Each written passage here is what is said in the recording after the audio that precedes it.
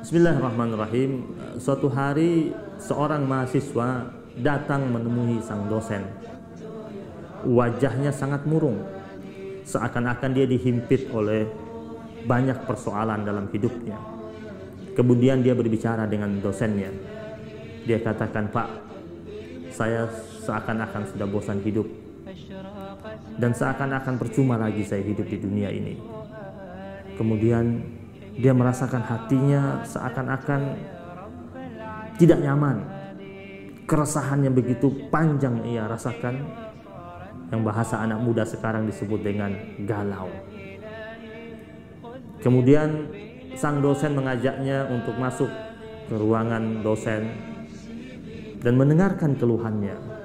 Dan sang dosen pun di akhir cerita tersebut mengatakan kepadanya, "Kalaupun saya menasihati Anda dengan nasihat yang panjang, pasti Anda akan menjawab, 'Bapak tidak merasakan apa yang saya rasakan.'" Lalu dosen itu mengatakan, "Maka saya tidak akan menasihati Anda dengan nasihat yang begitu panjang. Saya hanya menganjurkan kepada Anda dua hal. Baca Al-Quran dan perbanyak istighfar." Sang mahasiswa itu pun mengatakan kepada dosennya, "Hanya itu saja, Pak?" "Ya."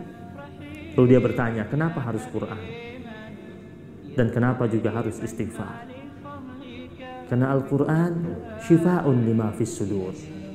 Al-Quran menyembuhkan segala macam bentuk kegalauan yang bersemayam di hatimu. Dan bacalah Al-Quran, dan pasti dengan cahaya Al-Quran akan tembus ke dalam hatimu dan menenangkan hatimu.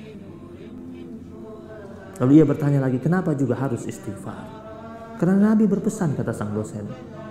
Rasul mengatakan kepada kita, "Man lazimal istighfar," siapa saja dari hamba Allah yang melazimkan dirinya beristighfar, ja'alallahu lahu, Allah akan jadikan baginya min kulli hammin faraja, segala macam bentuk kegelisahan dihadirkan kelapangan dalam dirinya. Yang kedua, min kulli dikin makhraja, segala macam bentuk kesempitan hidup akan diberikan jalan keluar untuknya. Dan yang ketiga, orang yang melazimkan dirinya istighfar, wa razaqahu min haitsu la yahtasib, Allah akan memberikan dia rezeki dari jalur yang tidak dia duga-duga. Singkat cerita, berlalulah sang mahasiswa itu dari ruangan dosen. Hari terus berjalan. Hampir 1 bulan kemudian dia berpapasan lagi dengan sang dosen. Ketika berpapasan, wajahnya kini sudah berubah.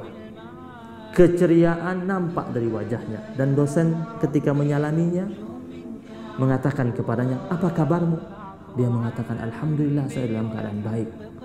Dan saya lakukan pesan yang Bapak katakan kepada saya. Saya baca Al-Quran setiap hari. Dan subhanallah, saya tidak tahu dari mana datangnya itu semua. Hati saya terasa begitu nyaman, begitu tenang, dan kegalauan seakan-akan sirna dan pergi entah kemana.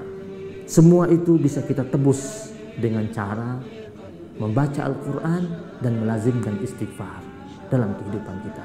Maka ayo, mari biasakan baca Quran dan biasakan diri kita untuk melazimkan istighfar dalam kehidupan kita. Mudah-mudahan bermanfaat. Barakallahu fiikum. Wassalamualaikum warahmatullahi wabarakatuh.